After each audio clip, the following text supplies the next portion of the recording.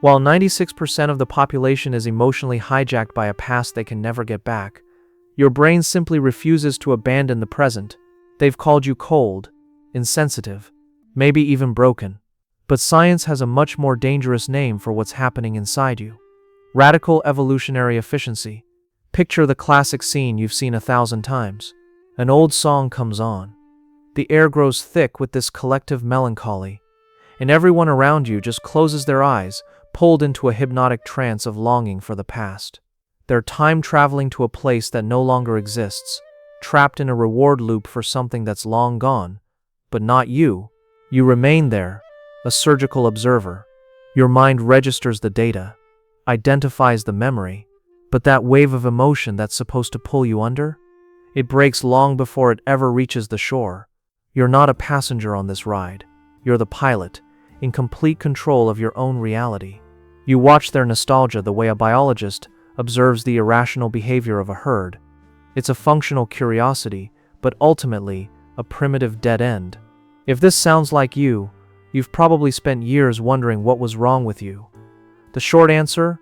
Absolutely nothing. Your inability to get lost in nostalgia isn't some kind of emotional design flaw. It's the signature of a chrononaut, a brain that was biologically engineered not to be a prisoner chained to the ghosts of the past, but to be an explorer of the variables of the future. Culture, poetry, this collective hypnosis we call society, they all try to sell you on one idea, that happiness is found in looking back. But what if I told you that's the greatest biological lie ever engineered? A lie designed to keep people passive, nostalgic, and ultimately harmless. Nostalgia is, in fact, the emotional currency that keeps people tethered to the mediocrity of the past, creating a closed-loop reward system that prevents any real forward movement. When you don't have that currency to trade, the world labels you as cold or unfeeling. But the hidden truth is that you're biologically incompatible with stagnation. What they call coldness is actually a radical temporal detachment. Modern neuroscience is only now beginning to scratch the surface of why brains like yours even exist, and the answer lies in a survival mechanism that most people lost somewhere along the evolutionary path. It's such a decisive advantage that once you understand the mechanics behind it, you'll stop seeing nostalgia as some noble feeling and start seeing it for what it is, a dead weight that sinks human potential. But before we reveal the final scientific proof of your strategic superiority, you first need to understand the invisible prison everyone else has chosen to live in. What you have isn't a memory flaw. It's a radical biological optimization that the average person mistakes for coldness out of a primal fear of the unknown.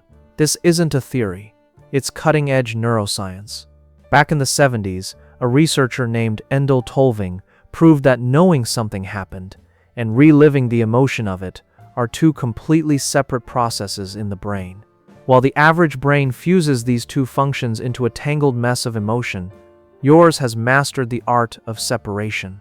You're a master of information, not a slave to the emotional echo.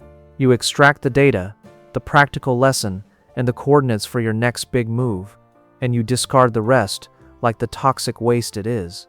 Nostalgia is dead weight, and your biology is designed for speed. You don't forget what happened. You simply refuse to be defined by a dead version of yourself. That's a decision your neural architecture makes in milliseconds, without ever asking for your conscious permission. And this is where your biology becomes both undeniable and frankly terrifying to other people. Researchers at the Max Planck Institute initially labeled this limbic reactivation deficit, thinking they had discovered a flaw. What a grotesque mistake.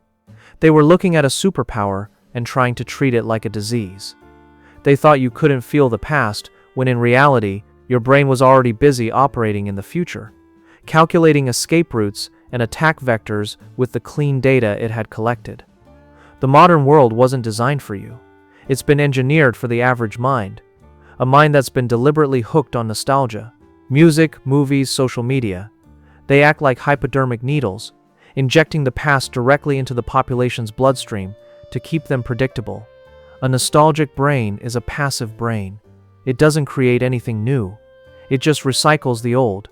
Nostalgia is the opiate for what science is beginning to call normosis, the disease of being normal.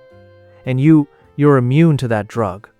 This is why you end chapters of your life with a precision that terrifies the people around you. The moment you decide something is over, all of that energy is immediately reallocated to the next target. They'll call you pragmatic, or even cold, in an attempt to pathologize your efficiency. But what you actually possess is a trait known as chronological agility. It's the ability to shed emotional weight and move forward while everyone else is driving with their eyes locked on the rearview mirror. You don't feel the ghost of the person you used to be because you're too busy becoming the person you're meant to be. To your biology, attachment to a dead past is an inefficiency, one that evolution has already started to phase out in its most advanced individuals. You operate with a mental clarity that most people can't even conceive of. And it happens because your prefrontal cortex maintains elite-level control over your limbic system, dissecting memories and suppressing useless emotional waves with surgical precision. Let's get one thing straight. This isn't a personal preference. This is pure hardwired neurochemistry.